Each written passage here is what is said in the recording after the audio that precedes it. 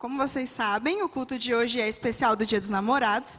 Então, o nosso bate-papo vai ser dividido em 3 fases. Primeira fase, solteirice. Segunda fase, namoro. Terceira fase, casamento. Mas as 3 fases são boas para todos ouvirem. Então, fiquem tranquilos, fiquem em paz. E agora a gente vai chamar os nossos convidados dessa noite. Então, primeiro eu queria chamar eles, os pastores da Rede Flow, Felipe Bittencourt e Mari Bittencourt.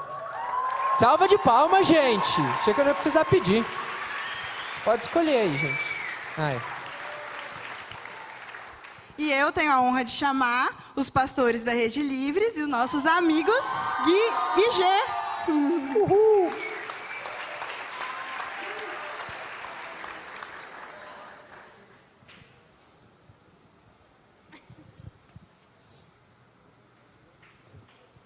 E aí, gente, tudo bem com vocês? Deem boa noite aí pra galera. E aí a gente começa o nosso bate-papo.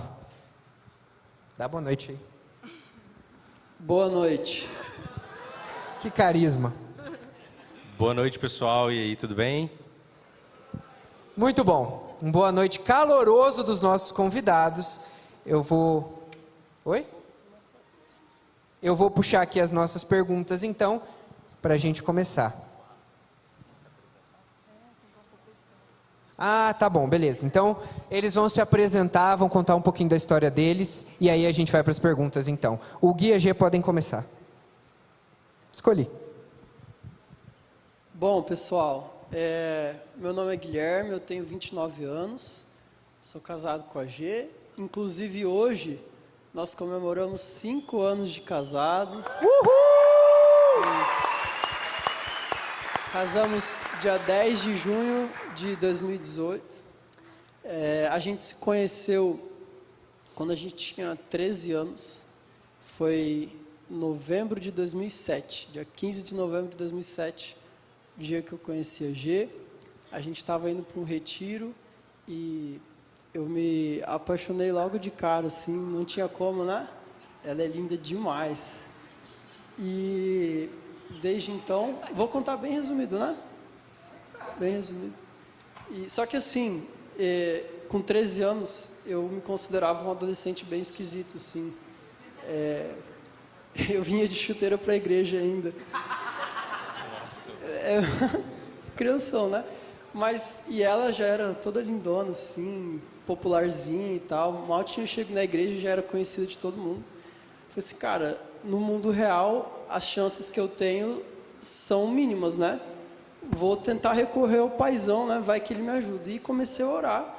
A gente se conheceu, sim, mas a gente mal se falava. Éramos de grupos diferentes dentro da igreja. Eu acho que ela só me conhecia porque eu era o filho do pastor, senão eu nunca ia saber quem eu era. Mas aí eu comecei a orar. Orava todo dia, todo dia, todo dia, todo dia. E aí, aos poucos, a gente começou a conversar, foi achando um assunto ou outro em comum, assim. E aí, dia 12 de junho de 2008, eu contei, depois de 7 meses orando, assim, só buscando em Deus e tentando me aproximar dela, eu falei que eu gostava dela e ela falou que gostava de mim também. Agora já tínhamos 14 anos, uau! Aí a gente olhou um pro outro e falou assim, tá, a gente gosta um do outro, o que a gente faz agora, né? A gente era muito novo, né, para começar a namorar. Aí nossos pais já sabiam que a gente gostava um do outro, daí a gente conversou com os nossos pais, começamos um compromisso de oração em 12 de junho de 2008. Aí a gente aproximou nossa amizade, fomos conhecendo uma família do outro mais de perto e tudo mais. E aí em 2010, outubro de 2010, eu estava com 16, ela estava pertinho de fazer 17, a gente começou a namorar e namoramos por longos, exaustivos 7 anos, e aí em 2018 a gente casou. 7 anos e meio de namoro. Ô, glória. Quer complementar? Basicamente é isso, assim. Nesse meio termo teve cachorro e tudo mais, a família aumentou, mas basicamente isso. Quer complementar com alguma coisa? Olá, gente, sou a Georgia. Não sei, porque eu falo muito, então não sei se quero complementar. Mas o Guilherme, ele me enrolou a mesma quantidade que o pastor Jonathan de Oliveira enrolou a dona Alice. Foram 7 anos. Até nisso ele imita o vô. Que lindo. E o que é muito interessante é que os nossos pais, eles eram amigos de infância. E a minha avó era amicíssima da avó dele, só que a gente foi se conhecer só com 13 anos. E a nossa história, ela é muito bonita, né, eu acho. E parece ser um conto de fadas, né, mas a parte difícil teve, é lógico, né. E eu sempre falo, que parece muito bonito, mas eu acho que Deus deu essa oportunidade de a gente se conhecer tão cedo como uma forma de proteção. Porque os pais dele passaram por um divórcio, foi difícil. Então, ele tinha tudo para, sabe, largar a mão e viver a vida que ele queria. E eu passei por coisas muito difíceis na infância, eu passei por abuso na infância. Então, dos meus 12 anos, eu estava perdida. E se eu continuasse nesse ritmo, ia ser bem, bem triste, bem difícil. Então, quando a gente se conheceu, eu estava alguns meses na igreja. Eu nasci num lar cristão, mas eu me perdi com 12 anos, você vê, né? 12 anos é uma criança, né? Mas na minha cabeça não é. Mas Deus me resgatou cedo e é por isso que eu acho que a gente se conheceu tão cedo e por isso que nossa história aconteceu tão cedo. Eu vejo isso, sim, como uma proteção de Deus. E a gente vai falando mais daqui a pouco, né? Bom, gente, contar um pouquinho da história minha da Mari. Eu sou do Rio de Janeiro, não sei se todos sabem, né? Eu nasci e fui criado no Rio de Janeiro.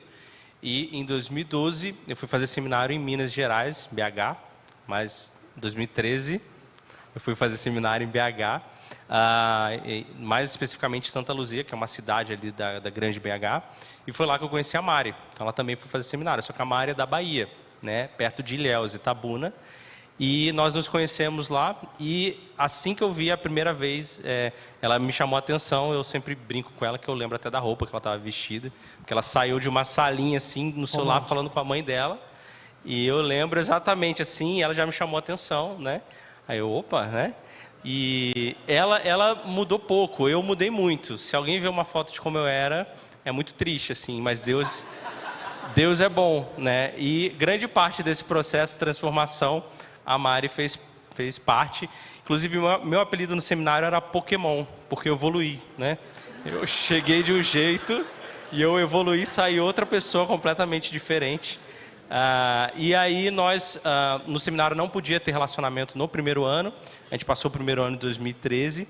Em 2014, em 2013 eu já puxei ela um dia na quadra que tinha lá e falei, ó, eu gosto de você, né? E aí, né? E aí ela respondeu também que gostava de mim, muito parecido com o que aconteceu com o Gui e com a G. E a gente entrou num processo de oração e de espera. E aí no segundo ano, no meio do segundo ano, a gente começou a namorar no seminário. Ficamos 6 meses namorando juntos. E aí em 2015 eu viajei e fui fazer missões no Nepal. Então, dos nossos 2 anos e meio de namoro, 2 anos foram à distância. A gente ficou só 6 meses juntos, que foram os primeiros 6 meses, morando lá no mesmo local. E aí eu fui para o Nepal. Do Nepal eu vim para Campo Grande. Em 2016, passei o ano aqui. E em 2017, ela veio para cá e nós nos casamos em novembro, dia 13 de novembro de 2017. Essa é a história da nossa vida. Você quer acrescentar alguma coisa? Quantos anos vocês tinham quando vocês se conheceram? Eu tinha 23 anos. E a Mari tinha 19 anos. Complementa aí, Mari. Não, ele até que foi bem real e tudo. Boa noite, gente. Meu nome é Mariana. Mas, diferente da história do Gui e da G, a gente se conheceu bem mais velho e nos conhecemos numa boa oportunidade. A gente agradece muito por ter se conhecido lá no seminário, porque a gente cresceu junto, crescemos espiritualmente, como homem, como mulher. Porque eu era uma menina, assim, eu tinha 19 anos, mas eu nunca tinha namorado. Embora, assim, dos meus 15 aos 16... uma boa baiana, eu dei uma desviada e fui pro carnaval, micareta, essas coisas. Mas Deus teve misericórdia de mim e me resgatou bem num show. E glória a Deus, Ele fez isso. Foi quando o meu coração se voltou para ir para o seminário. E lá eu encontrei o Felipe, né, do Rio de Janeiro, e eu da Bahia. Ele falou que quando ele me viu, ele gostou de mim, só que ele não conta um detalhe, que é um pecado, porque ele estava namorando. Então, era um namoro bem conturbado. Calma, é a minha fala. Que climão! Era um namoro bem conturbado, ele estava lá já prestes a terminar. Então ele olhou, pensou, eu estava lá para adorar o Senhor. Tréplica. Esse é o detalhe importante. Eu já estava em processo de término, né, da minha namorada. Processo não é término, desculpa. É que a gente já estava, né, conversando e tal. Mas assim, depois, não sei nem se vai ter isso nas perguntas, né, você vê uma menina ou um menino e achar bonito, não tem nada demais, né? Então, tá tudo bem. Ela passou, poxa, menina bonita, né? Tá tudo bem. Mas já estava em processo de término, tá? Vambora, antes que aconteça mais algum acontecimento. Pode começar, bem. Então vamos para a nossa primeira fase do bate-papo, que é a solteirice. Primeira pergunta, as perguntas sempre são para quem quiser responder, então não tem uma ordem. Primeira pergunta, o que é necessário fazermos nessa fase, na fase da solteirice?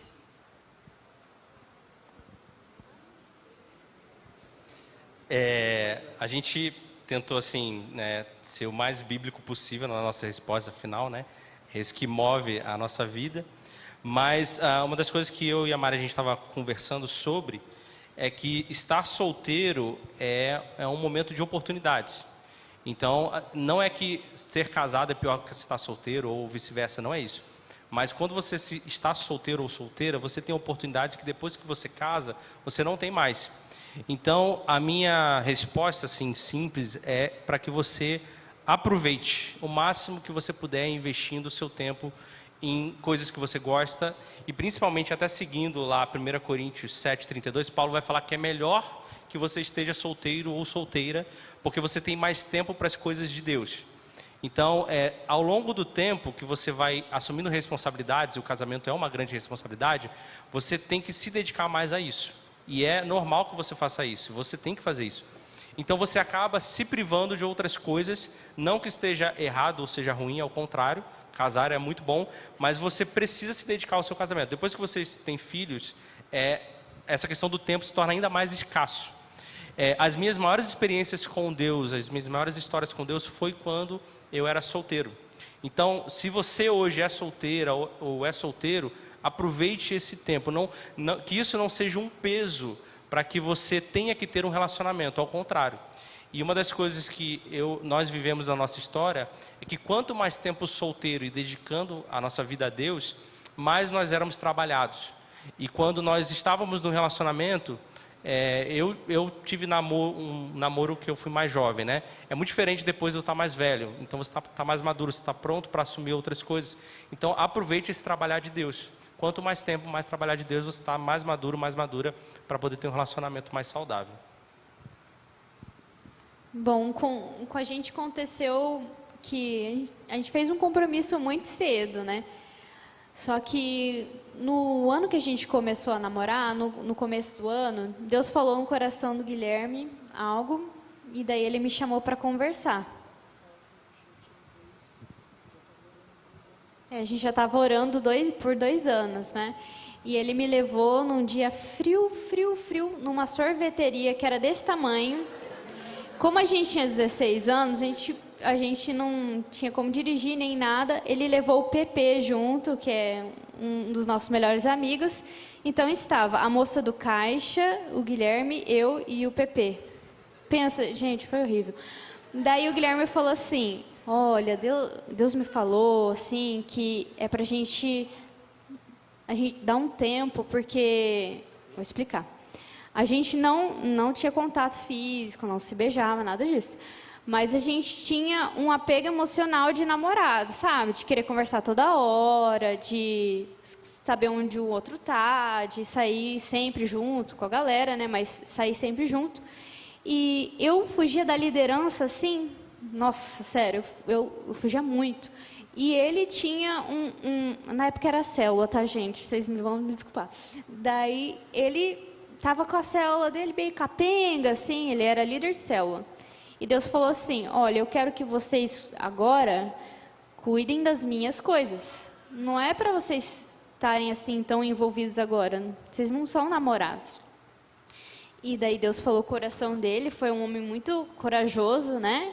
E veio e falou isso para mim. Nossa, 16 anos, né? A gente é emocionado quando tem 16 anos, né? Meu mundo desabou, eu chorei um monte, não queria ir para a escola no dia seguinte, foi assim, terrível.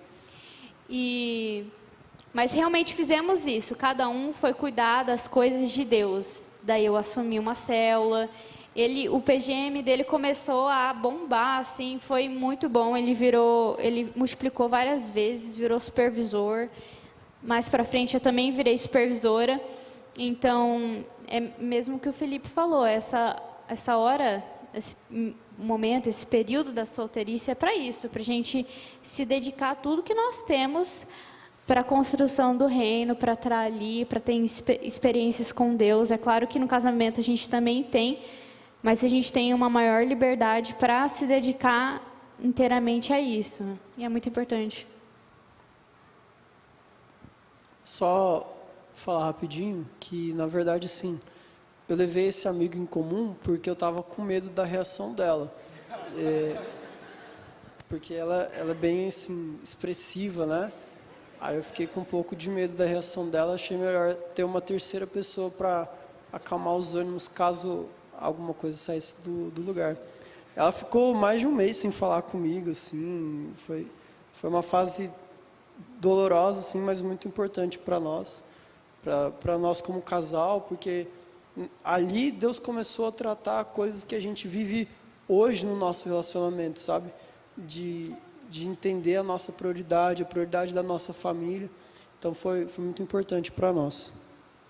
Muito legal. Um outro aspecto da solteirice que a gente também quer falar hoje, vocês conheceram eles mais cedo, vocês mais tarde, mas assim, numa idade em que é normal você procurar um relacionamento, em que você não tenha medo de acabar sozinho. Mas existem pessoas que vão acabar não encontrando esse relacionamento tão cedo e por isso vão ter muito medo. Então, ter mais de 30 anos e ainda estar solteiro é algo que pode tirar a nossa paz. Existe erro nisso? Como lidar com essa sombra de se sentir rejeitado?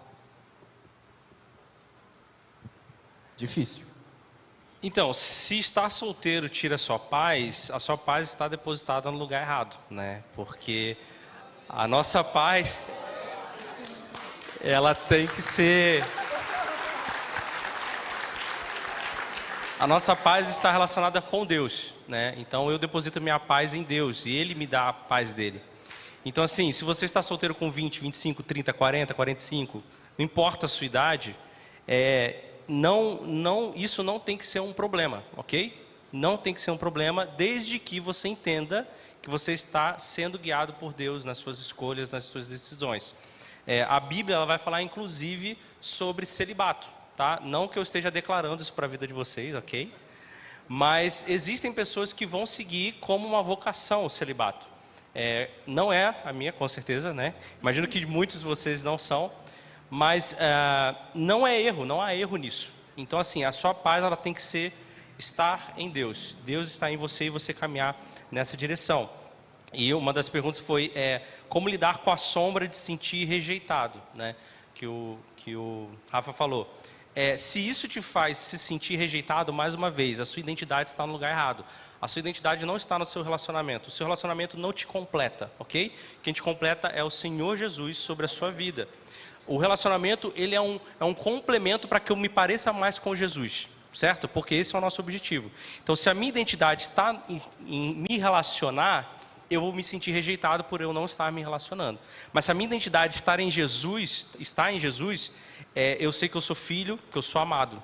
Então, independente se eu estar no relacionamento ou não, eu continuo sendo filho e amado. E essa é a minha identidade. E eu não sou rejeitado por Ele. Ao contrário, como a gente cantou aqui, nós somos abraçados por Ele. Ok? Então, se você está solteiro ou solteira, não se preocupe.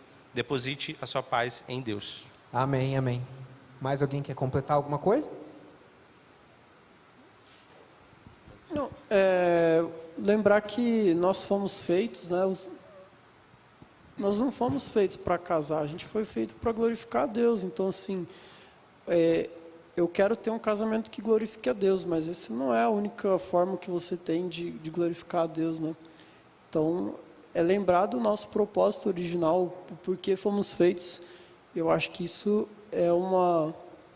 Ah, mas você já é casado, fácil falar. Eu sei, mas a Bíblia diz isso também. Então, Paulo está dizendo aqui para a gente em 1 Coríntios 7, né, que o ideal é que as pessoas nem casassem.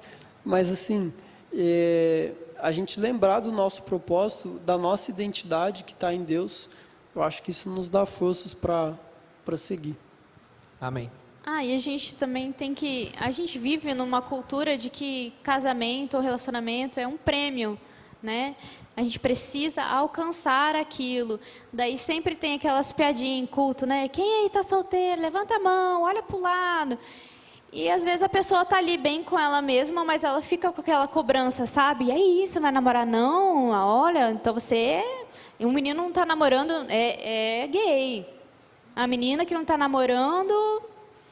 vai ficar para titia. Então, assim, a gente tem que parar com essas brincadeiras, entendeu? Porque tem pessoas que elas vão ser solteiras e elas vão viver uma vida plena dessa forma. Amém. E a gente tem que mudar essa cultura na nossa mente, que o relacionamento não é um prêmio.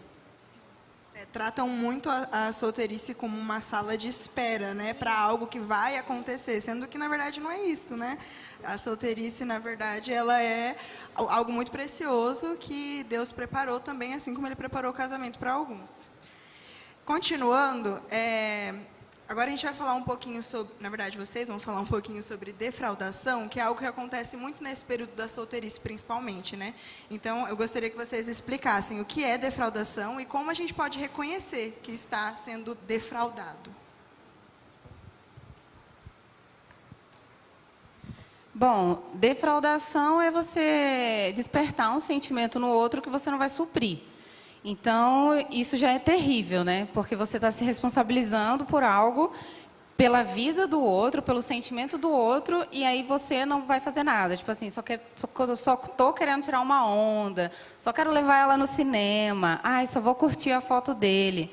Eu acho que nós, como cristãos, a gente não pode fazer isso de fato, de jeito nenhum. Primeiro, porque quando a gente namora, a gente tem que ter um foco. E o namoro, para a gente que é cristão, é para casar. Por mais que muitas vezes podem acontecer, né, situações de que não vai dar certo, ok. Mas o foco é casamento. Então, se eu mando um recadinho para lá, ou pego na mão, ou na hora abraço aqui, ou olhar para o irmão que está do lado, eu dou aquele olhar mais profundo, isso já está errado. Você está pecando contra a vida do seu irmão, você está gerando isso no coração dele, e às vezes a pessoa tem um problema nessa área. Às vezes você está com uma pessoa que é carente, uma menina que é carente, e ela gera uma expectativa. Nós, mulheres, às vezes geramos muitas expectativas, principalmente em relacionamento, porque a gente tem a famosa o estereótipo de ter o príncipe encantado. E o príncipe encantado, ele não existe, galera. A gente é bem casada, mas o príncipe encantado, ele não existe. Ele não vem em cavalo, ele não tem aquele cabelo de gel maravilhoso, muito pelo contrário. Ele vem bem estranho para depois ele ficar bonito. Então, não pode ser assim. Tá virando esculacho. Depois do futebol, não é cheiroso. Tá muito específico, né? Eu tô achando que tá direcionado, assim, a crítica. E como a gente pode reconhecer, então, que a gente está sendo defraudado? Ouvindo os amigos. Sempre tem, né? Meninas, para, ele tá te enrolando. Daí você fica iludida. Ai, não, lógico que não. Ouve seus amigos, ouve seus pais. Pai sempre sabe, né? Quando ele vê um amigo seu, escuta. Escuta porque pai tem aquele assim, é um sopro de Deus, né? Nesse sentido. Um sopro de Deus. Então, ouçam as pessoas, que as pessoas em volta sempre veem isso, mesmo que a gente não veja. Amém. Beleza, então, essa é a primeira fase da solteirice. Então, nós já... Ô, Rafa, rapidinho. Foi mal. Quem quiser saber um pouquinho sobre defraudação, anota aí para ler em casa. 1 Tessalonicenses, capítulo 4, do 4 até o 8. tá bom? Querem que leia agora? Cada um saiba controlar o seu próprio corpo de maneira santa e honrosa, não dominado pela paixão de desejos desenfreados, como os pagãos que desconhecem a Deus. Olha só, quem faz isso é quem não conhece a Deus. Neste assunto, ninguém prejudique seu irmão, nem dele se aproveite. O Senhor castigará todas essas práticas, como já lhe dissemos e asseguramos, porque Deus não nos chamou para a impureza, mas para a santidade. Portanto, aquele que rejeita estas coisas não está rejeitando o homem, mas a Deus que lhes dá o seu Espírito Santo. Isso também serve para namoro, né? Mas assim, não devemos nos aproveitar dos nossos irmãos e nem prejudicá-los. Amém. Então, indo para a nossa segunda fase, nós vamos falar sobre namoro agora especificamente. E a primeira pergunta, na verdade, ela é um compilado, mas como que eu posso saber, ou como que quem está nos ouvindo pode saber que está preparado para, de fato, entrar num relacionamento, assumir esse compromisso? Será que existe uma regra, uma idade certa? Será que Deus vai me confirmar? Vai vir um LED na cabeça da pessoa dizendo, é esse aqui? Como que a gente sabe se a gente está pronto e será que Deus vai falar que a gente está pronto? Então, não tem uma regra, né, sobre isso. Essa questão de se conhecer, de namoro, é algo muito recente, né, na história, né? Então, assim, não existe uma regra sobre isso. É muito a questão do bom senso, tipo, de eu saber quando é o momento, né? Se eu estou preparado, principalmente se eu tenho consciência, né? Ou se eu tenho responsabilidades para isso. Uma das coisas que eu coloco na minha vida, como eu tomo decisões, é uma regra muito simples de hierarquia. Então, o que a Bíblia fala sobre isso? O que a Bíblia fala sobre relacionamentos? O que a Bíblia fala sobre mim, como homem, de estar pronto para assumir uma responsabilidade, de cuidar de uma outra pessoa? E a segunda coisa são os pais, a segunda hierarquia. Então, o que meu pai fala sobre mim? Né? O que os meus pais falam sobre mim? O que os meus pais desejam para a minha vida? A segunda coisa é um pouco até do que a Gê falou, são os amigos e a minha liderança. Então, não que eles vão determinar o que eu preciso fazer, mas eles vão me dar conselhos, eles vão me dizer, né? E a segunda coisa é o meu próprio bom senso, né? De eu me conhecer e de eu saber se é o momento certo para isso. Mas uma das coisas que eu preciso entender é que não que o namoro ele pode dar certo e pode não dar certo, ok? Ele pode funcionar ou pode não funcionar, mas eu tenho que ter um objetivo quando eu namoro, que é como a Mari falou, é casamento. Se eu estou namorando para não casar, é apenas entretenimento. E isso não faz parte de um caráter de quem é cristão. Então nós namoramos para casar. Pode dar certo, pode não dar certo, ok? Mas eu tenho um objetivo. Então se eu entro com essa consciência de responsabilidade sobre aquele relacionamento, pode ser um indício que eu estou pronto para assumir isso. Amém, amém. Bora? Então pode ir. Próxima pergunta sobre essa fase do namoro, né? O que Deus preparou para esse tempo do namoro? O que a Bíblia diz sobre isso, sobre namorar, sobre namoro? Não diz. Nada. Não tem namoro na Bíblia. E mesmo eu tendo namorado, na verdade, eu acho que por isso eu falo para os adolescentes, se puderem não namorar, não namorem na época da adolescência, porque ali, se é adolescente, você já está trabalhando para casar, por exemplo? Não está? Ainda está decidindo que curso de faculdade vai fazer, vai começar a faculdade, vai ver se vai gostar. Então, assim, é uma enrolação, né? E eu esqueci a pergunta. O que faz nesse tempo? Se a gente olha para a palavra, como a Gê falou, não tem sobre namoro, mas tem como nós devemos tratar uns aos outros, né? Então, independente se eu gosto ou não da pessoa, 1 Timóteo 5:2, nós temos instruções claras de como nós devemos tratar tanto as meninas, as mulheres e os homens, ou seja, como irmãos. Então, como eu trataria a minha irmã, eu trato aquela pessoa, eu gostando dela ou não. Então, a Bíblia não fala sobre namoro, mas fala sobre como nós nos relacionamos, certo? E Filipenses 2 também fala, né, de eu entender que eu preciso, de alguma forma, colocar o que a pessoa tem como prioridade acima das minhas prioridades. Eu tenho que servir. Então eu sirvo as pessoas e nesse processo. E eu vou confirmar o que a G falou. Adolescentes, tudo bem se vocês namorarem, mas se vocês tiverem opção de poder escolher e crescer e amadurecer, não namorem agora, ok? É uma coisa que se eu tivesse voltado um tempo eu teria feito. Vai fazer faculdade, vai estudar, vai conseguir um estágio, vai construir a sua vida e durante esse processo de amadurecimento Deus vai separar a pessoa para você.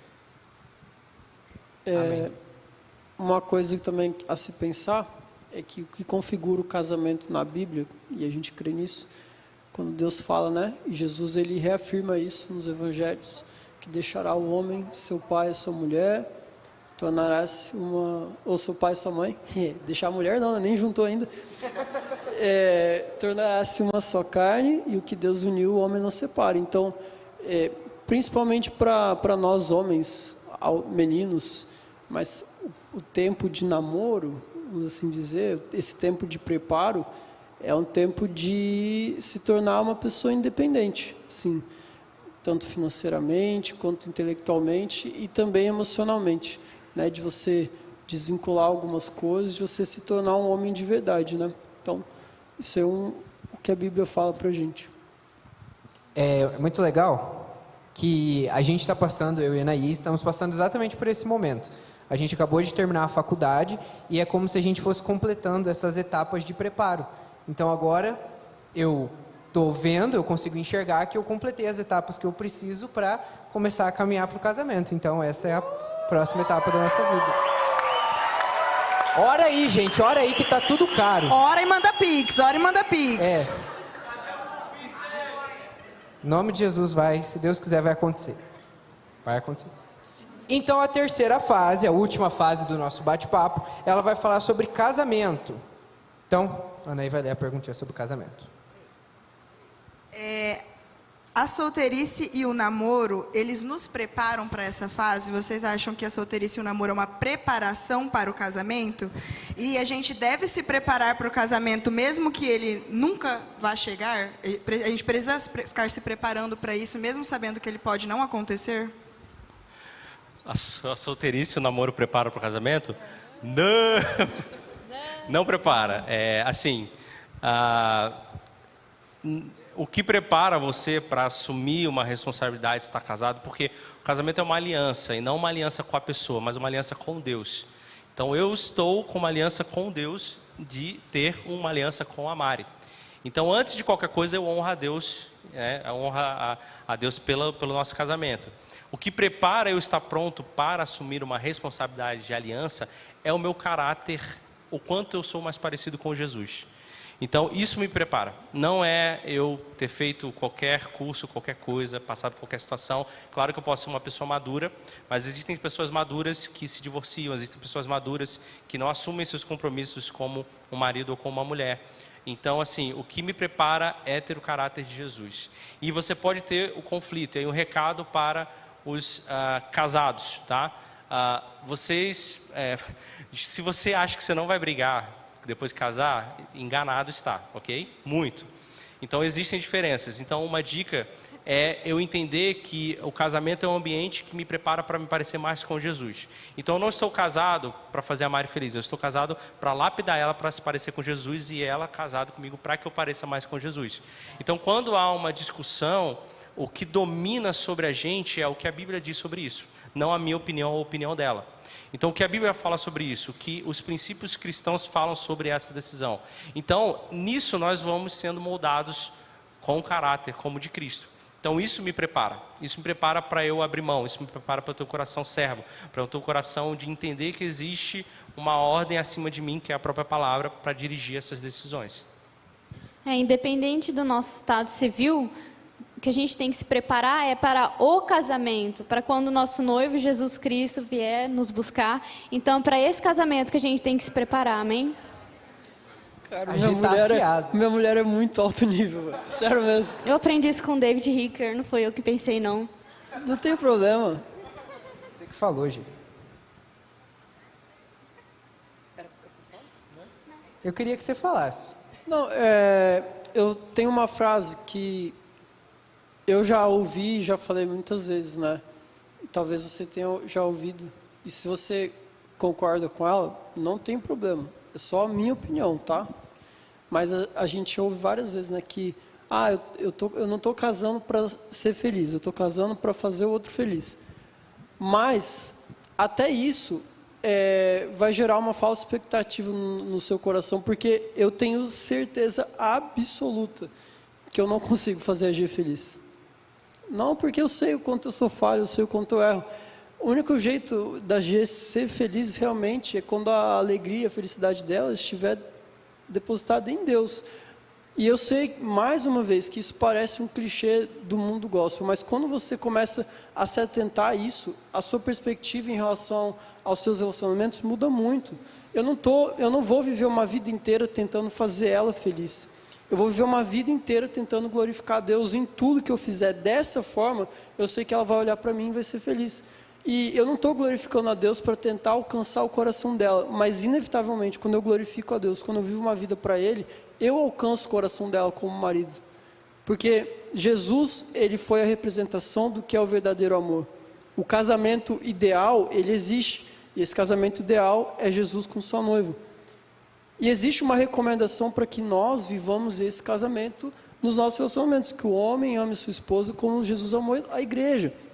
Então, sim, existe um ideal, e esse ideal é alcançado não quando eu vivo para ela, mas quando eu vivo para Deus. Amém. Amém. Que lindo. Então, continuando o nosso roteiro, vocês já deram uma pincelada nessa pergunta, mas eu queria que vocês aprofundassem um pouco mais. E a pergunta é: todo namoro é para casar? No sentido de, se eu comecei a namorar, já era. Vou ter que casar agora, não tem mais saída, vai ter que acontecer. Não, muito pelo contrário. Acho que o namoro é a oportunidade. A gente sempre fala assim, quando você está namorando, abre o olho, arregala o olho e vê tudo. Porque depois de você casar, às vezes você fecha o olho, fecha o olho, fecha o olho. Porque a oportunidade que você teve no namoro de ver se ele era um bom filho, se ele era trabalhador, se ele era honesto, se ela era verdadeira, foi no namoro. Se você falou, mas quando a gente casar ela vai mudar, ele vai mudar, isso não vai acontecer. Às vezes vai piorar. Então, a melhor coisa é você namorar, o objetivo é casar. Mas se você viu alguma coisa que não é bom, você já pensa assim, isso não é bom e tal, já termina. Nem pensa duas vezes, termina e segue em frente. Você tem que observar mesmo como está o namoro. Por exemplo, tem gritaria? Vocês brigam, discutem? Não é nada aceitável gritar com o outro. Então, se seu namorado ou sua namorada grita com você, eu terminaria. Ofende, chama de, sei lá, se for idiota. Mesmo assim, isso não é aceitável. Então, a gente precisa mesmo prestar atenção nas coisas. E tem gente mesmo que fica com peso disso, né? Eu já tive meu primeiro namorado e agora não vou casar com meu primeiro namorado, mas isso é como se fosse uma mancha, assim, na santidade da pessoa. E não é. Melhor você sair desse relacionamento do que levar para frente. Imagina só, você vai casar com alguém só porque ele foi seu primeiro namorado ou primeira namorada? Não dá, né? Porque casamento é para sempre. Então tem que pensar muito, muito bem na escolha que está tomando, né? Inclusive, assim, partindo para a área sexual, o sexo, ele na minha visão, é um selo do matrimônio.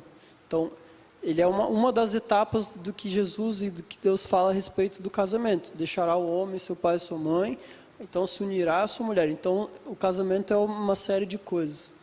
E eu vejo que, às vezes, você se envolveu sexualmente com o seu namorado ou com a sua namorada, e você... E assim, estou falando com gente madura, no sentido assim, vocês não libertino. Mas, às vezes, isso é algo que te causa medo, ou você fala assim, você pensa, talvez, bom, eu me envolvi sexualmente com essa pessoa, então eu preciso casar com ela. E isso não é verdade.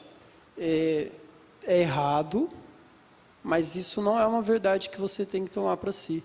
Se não é algo que glorifica a Deus, se não é algo que tem propósito, se não é algo que está debaixo de uma visão, de uma bênção, você não tem que casar com a pessoa que você transou. E desculpa eu falar assim abertamente, mas acho que isso é importante a gente ressaltar. Esse cara que a G falou, o David Ricker, ele falou uma frase uma vez que me tocou muito, assim. Ele falou que todo namoro, ele tem que ter uma porta de saída. Mesmo que seja no dia marcado, na data marcada para o seu casamento.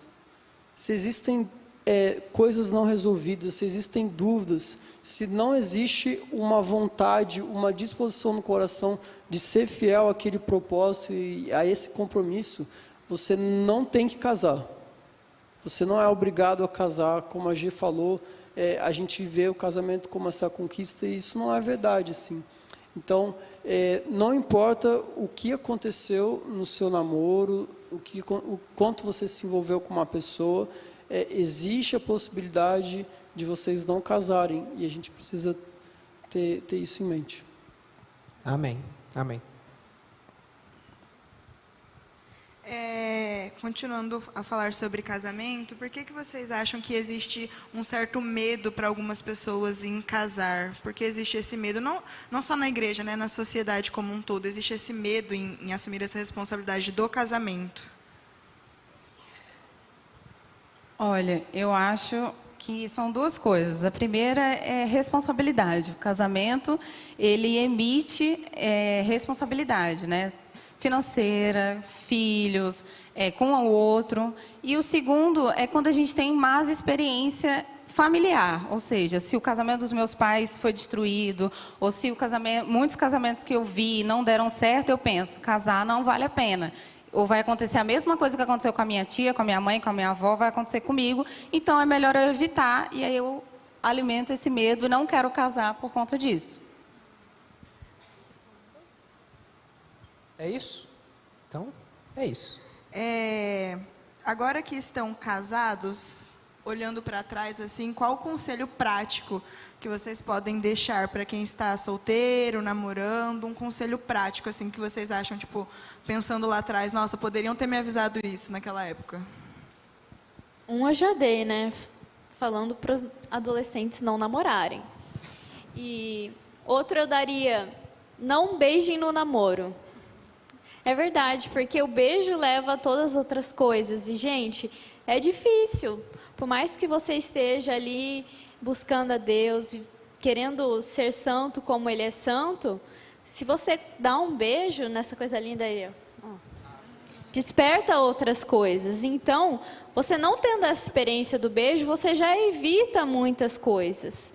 E a gente tem que pensar sempre assim, quem que a gente ama mais? É Deus ou nós mesmos?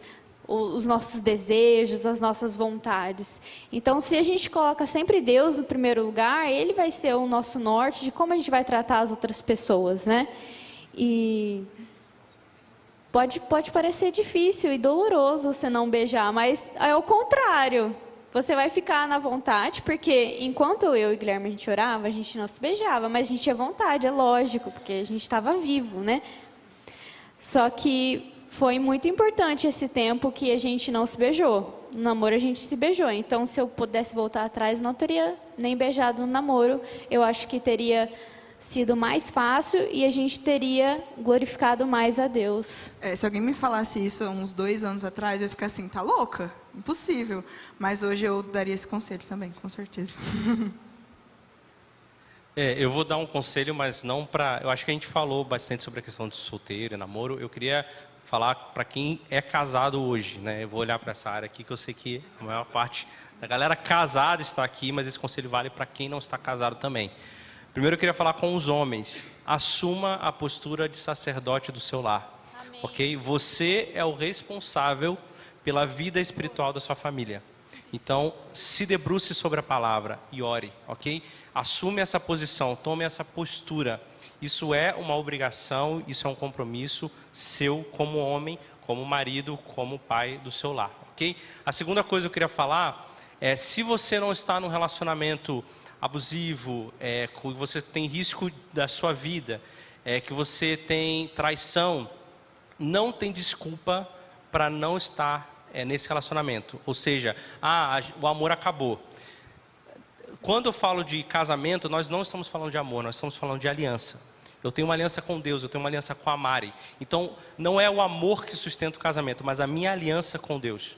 Então, não é porque eu estou tendo divergências e brigas, surgiu até como se fosse não sei, o pessoal falou, Covid divórcio Covid.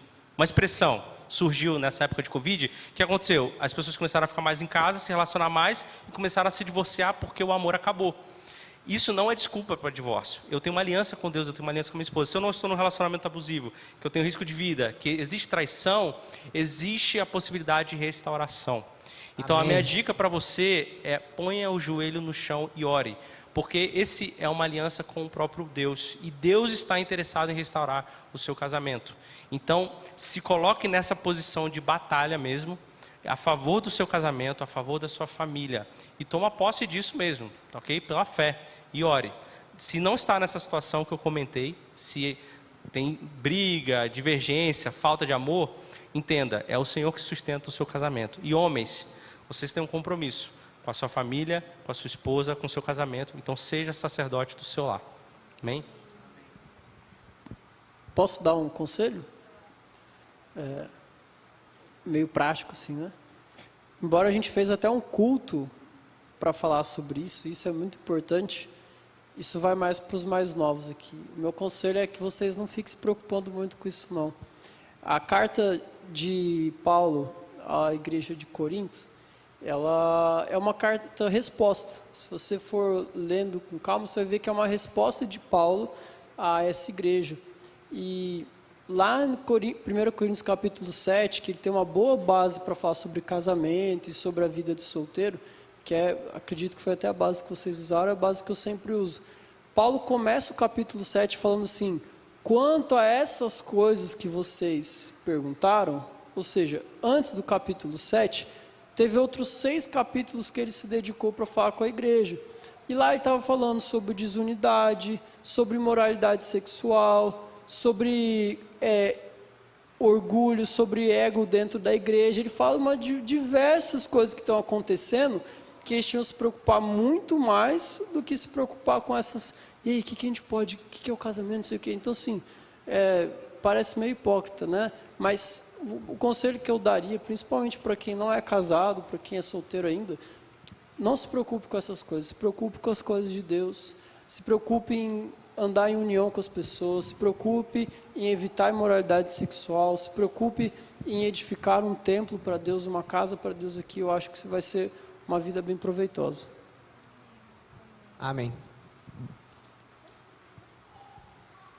Agora a gente vai para uma outra parte que ontem nós colocamos uma caixinha de pergunta no Instagram do culto de sábado, e para as pessoas mandarem perguntas sobre esse tema, né, namoro, solteirice, casamento, que essas perguntas seriam respondidas hoje. Então a gente está com algumas perguntas aqui que vocês mandaram na caixinha do Insta ontem, e a gente vai ler para os convidados responderem. Então eu vou ler a primeira. Elas foram feitas de forma anônima, tá? Então a gente não sabe quem fez. E a primeira diz assim: como nos tratarmos das expectativas irreais, românticas ou sexuais, antes de entrarmos num relacionamento?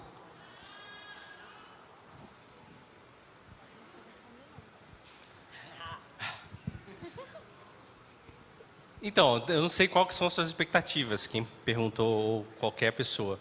Mas, assim, se as suas expectativas são irreais, você já respondeu a sua pergunta, elas são irreais, né? Então, eu acho que a sua expectativa tem que estar... Eu sei que é clichê, parece muito crente, mas é em Deus, entende? Um dia que as minhas expectativas estiverem sobre a Mari, eu vou viver eternamente frustrado. E ela vai viver eternamente frustrada se também estiver em mim. Então, assim, eu não sei quais expectativas você está tendo, mas se é em alguém, para que ela supra isso, você vai ser uma pessoa eternamente frustrada. Um jeito, e assim, a internet é uma bênção, tá? Mas cuidado com a internet, tanto na expectativa relacional e na expectativa sexual.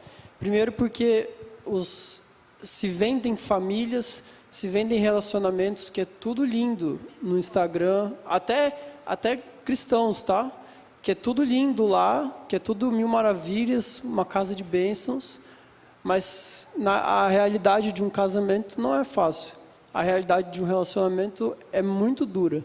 Então toma muito cuidado em, às vezes, você tomar para si uma expectativa que você vê na internet, algo do tipo assim. Converse com casais reais. Busque aconselhamento com pessoas reais que estão passando por situações reais de relacionamento. Não vai ver o Instagram de fulano, o famoso que tem a família com 10, 15 filhos. Glória a Deus. Mas assim, fale com pessoas reais a respeito do que elas enfrentam no dia a dia. E meninos, cuidado com a internet, cuidado com a sua vida, com a sua área sexual, com a sua sexualidade na internet. Isso é muito sério. É muito sério a pornografia, e meninas também. A pornografia, ela destrói a mente humana. Ela destrói a mente humana. E a gente precisa cuidar disso, a gente precisa lutar contra isso dentro da nossa igreja, dentro da nossa sociedade, sabe? Isso não é bom para ninguém. Então toma muito cuidado, isso é muito ruim, isso causa muitos problemas na sua vida física, na sua mente, e isso pode causar problemas no seu casamento também. Amém. Mandaram algumas perguntas sobre esse assunto, mas eu vou ler só uma delas. O que vocês pensam sobre se relacionar com alguém de outra religião? Bom, tendo em vista que a gente se relaciona para casar, no momento que você se casar, você vai ter um problema, né? Porque você vai vir ao culto. Teu esposo, tua esposa não vai vir junto, porque talvez vá no culto, ou missa, ou reunião da outra religião. Você vai estar vivendo coisas aqui com Deus e você não vai ter a pessoa ali do lado para compartilhar. Daí vão vir os filhos. Vão criar como os filhos? É na minha religião? É na sua religião? É insustentável, entendeu? Então, mesmo que sejam religiões parecidas, é insustentável. Até se, por exemplo, nós batistas, você está se relacionando com um presbiteriano, só que ele não quer abrir mão e você também não quer abrir mão. E aí, vai fazer como? Daí, culto da família, não vai estar. Ano novo, todas essas coisas, entendeu? E tem também os princípios, mesmo que religiões sejam parecidas. Nós acreditamos em uma coisa que às vezes o outro não acredita. Não tem como sustentar isso por muito tempo. Eu acho que conta muito o que o Biten falou aquela hora sobre o relacionamento, é para a gente se lapidar, né? Se o outro não quer se parecer com Jesus ou não se parece com Jesus de alguma forma, como que ele vai nos lapidar, né? É complicado. E não existe também relacionamento missionário, né? Nem namoro e nem casar. Eu conheço história de mulheres que casaram com um homem de outra religião e falam assim, não, um dia ele vai se converter, um dia ele vai se converter. E tem, sei lá, 50 anos de casamento e o marido não se converteu. O marido, boa pessoa, mas já chegou a proibir a esposa de ir na igreja, porque ela ia demais. Os filhos iam com ela, mas daí uma das filhas não quis mais, foi para outra religião, entendeu? Então, eu sei do sofrimento dessa mulher que tomou essa decisão, entendeu? Não é algo fácil, não é tranquilo. Uma hora alguém vai ceder. Eu não conheço nenhum relacionamento que duas pessoas eram de religiões diferentes, ou nem precisa ser religião, é entender princípios diferentes, ok? Pessoas que se casaram com princípios diferentes que o relacionamento durou. Todos terminaram em divórcio, todos, sem exceção, que eu conheço, e foram muitos. Então, quando Paulo fala sobre o julgo desigual, que é esse caso, ou seja, eu tenho princípios diferentes dos princípios da pessoa, o que ele quer dizer quando ele fala sobre julgo? Talvez você saiba, mas julgo é aquela ferramenta que põe no boi para ele arar a terra. Quando é julgo desigual, o que ele está falando? É a mesma coisa que você pegar e botar um boi do lado de um burro. Um boi o burro é mais forte que o boi. O que o burro vai fazer? Ele vai puxar para o lado dele e eles vão sair do caminho. Então, o julgo desigual é estar vinculado com uma pessoa que vai te tirar do caminho, ok? É isso. Então, se todos nós somos burros, tem que ficar com burro, ok? É isso. Não tem como. Você vai sair do caminho, seja para um lado, seja para o outro. Amém. A gente tem tempo de mais uma ou duas perguntinhas, então... Como lidar com decepções ou término estando na mesma igreja? Oh, esse é muito difícil. Eu não tenho uma resposta para você que enviou essa pergunta, caso você esteja nessa situação. Existem casos de você ter que ir para outra igreja, sim, porque às vezes o relacionamento ele foi traumático, ou teve alguma coisa que para você ainda é um processo, né, que você está passando. Mas eu acho que talvez se cercar de pessoas, do seu PGM, de amigos, eu realmente não tenho, né, saber como te responder especificamente. Acho que nesse caso você vai ter que pedir muita direção de Deus mesmo para saber o que fazer. Vou falar, eu aconselhei alguns casais ao longo do tempo que isso infelizmente aconteceu, e a dica que eu daria, se você passou por isso, é não se afaste da igreja. Tem muita gente que acaba ligando meio que emocionalmente o término à igreja, e a sua vida não é o seu relacionamento, a sua vida no ministério, na igreja, não é e não foi o seu relacionamento. Então não se afaste. Se você precisar trocar de igreja, igual o Biten falou, é um processo doloroso, mas necessário, mas não ligue a sua fé a esse término e ao que aconteceu, porque o nosso Deus é muito maior do que o seu término. Amém? Amém? A Bíblia fala, se possível, tende paz com todos, né? Então, assim, tenta viver em paz aí. Mais ou menos. A saideira. Tá, mandou uma... Acho que a pessoa estava colocando neste lugar. Então, relato. Gosto dele, mas não acho nossos propósitos muito compatíveis, até onde eu sei. Mas já ouvi pessoas me dizendo que, abre aspas, não devo ser exigente em relação a isso, fecha aspas. A outra, que é mais ou menos parecida, mas é outro relato. Quero ir morar em um país no futuro, tem a ver com o meu chamado. Mas ele não quer. O que fazer? Não namoramos, mas nos gostamos. Olha, para a primeira, desiste. Para a segunda, vai para o país que você quer morar e segue o chamado que o Senhor tem para você. Simples. Tá lá. Teve uma conferência missionária que chamou o pessoal aqui na frente, quem tinha chamado, né? Eu e o Guilherme, acho que a gente nem namorava ainda.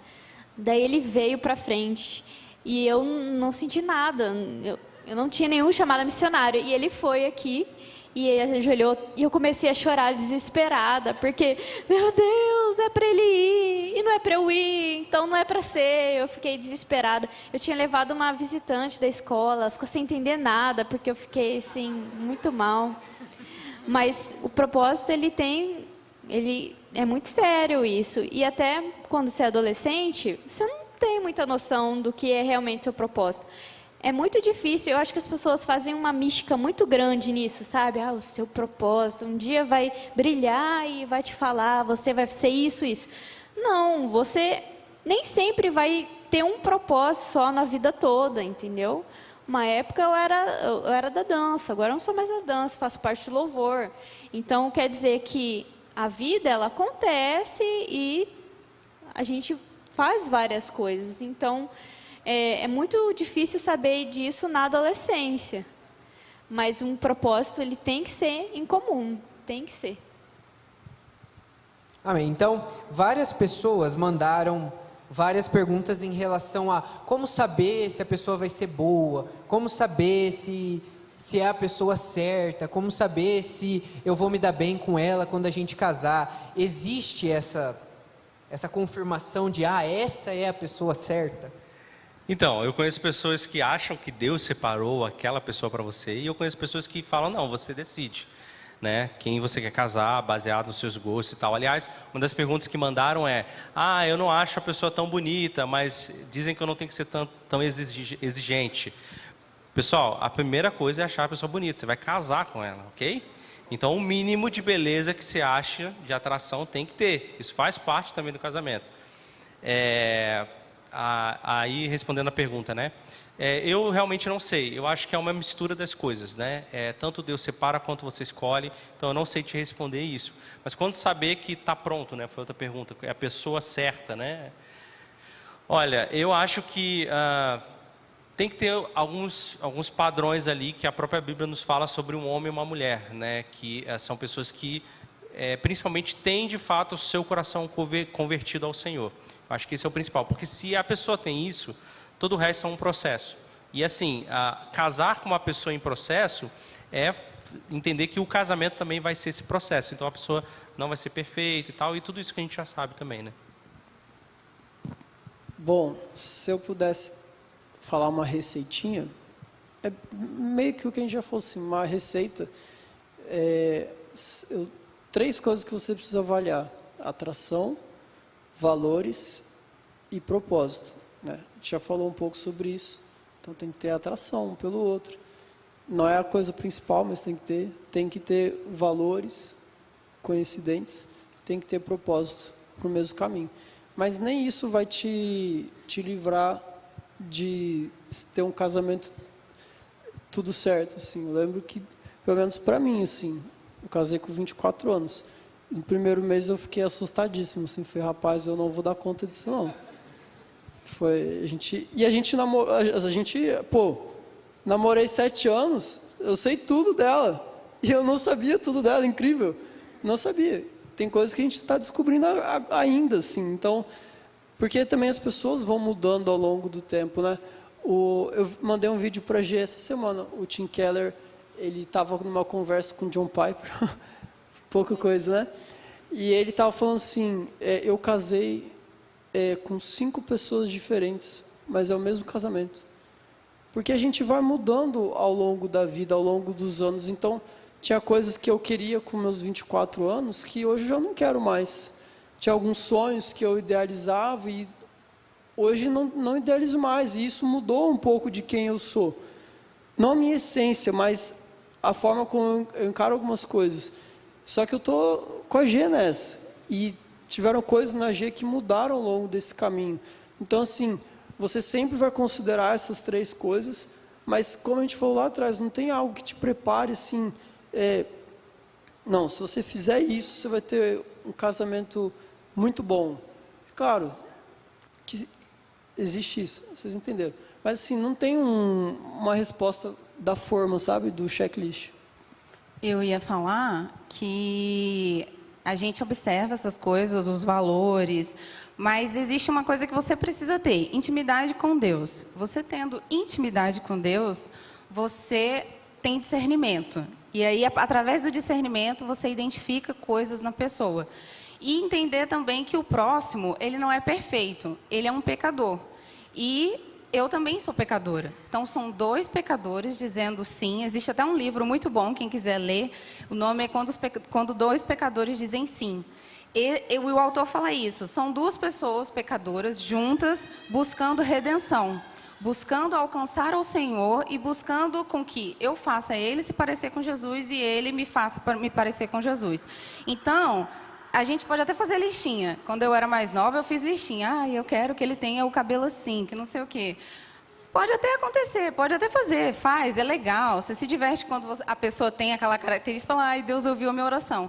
Mas isso não é o principal. O principal é você olhar para a pessoa e falar, ele é um pecador, ok. Mas é um pecador que se relaciona com o Senhor, que ama Deus acima de todas as coisas, principalmente para homem. Porque o que a Bíblia diz é que os homens, eles precisam amar as mulheres como Cristo amou a igreja. E não é pouca coisa. Eu acho que se a gente olhar o peso que tem nessa palavra, você mulher, quando você olhar para um homem, você vai ver, ele é como Cristo, eu enxergo Cristo nele, então eu posso me relacionar com ele, eu posso casar com ele. Então, quando eu estou no meu ambiente de casamento, eu olho para o Felipe, eu vejo ele com limitações, com pecados, mas eu entendo que ele, todos os dias, ele busca se santificar. Então, é isso que me atrai nele, é isso que me faz amá-lo todos os dias. Por mais que seja bonito, romântico pensar que existe alguém para você, que Deus fez alguém, uma pessoa para você, eu não imagino que seja assim, né? Porque se uma pessoa casou errado, né? Estragou tudo. Mas eu imagino, eu acredito que existe a bênção de Deus. Deus abençoa, sim, um relacionamento ou não. Era isso que a gente buscava em oração. E quando Deus pediu aquele tempo, que era para a gente buscar a Deus, Deus me deu um versículo para acalmar meu coração, que é Filemão 1,15, que diz assim, Talvez ele tenha sido separado de você temporariamente para que o recebesse para sempre. Faltou só meu nome, né? Muito específico. E na época eu fiquei meio aterrorizada com aquele talvez, né? Eu falei assim, mas por que talvez? Depende do quê? E depois Deus foi me falando que era talvez porque dependia de mim e dele, da gente fazer isso dar certo. Porque é uma escolha que a gente faz todos os dias de fazer um relacionamento dar certo. E Deus fala, Ele fala com a gente, fala através da palavra. Então a gente tem que buscar o Senhor em oração. E tomem cuidado, porque existem pessoas que se casaram porque veio um irmão da igreja e deu uma profetada, você tem que casar com você. E era coisa da cabeça da pessoa, e a pessoa simplesmente acatou e tudo bem. Quando a gente recebe, né, uma profecia, uma palavra, isso tem que ser uma confirmação no nosso coração. Nunca tem que ser algo inédito que você nunca ouviu na vida. Deus não fala desse jeito. Deus tem livre acesso a cada um de nós. Então, a gente tem que sempre buscar em Deus, né? Não saber, é Ele. Não, não é isso. Saber se tem a bênção do Senhor nisso, né? Amém. Eu gostaria de pedir, então, uma salva de palmas para os nossos convidados. Agradecê-los pelo tempo, por compartilharem conosco da nossa vida. Glória a Deus pela vida de vocês.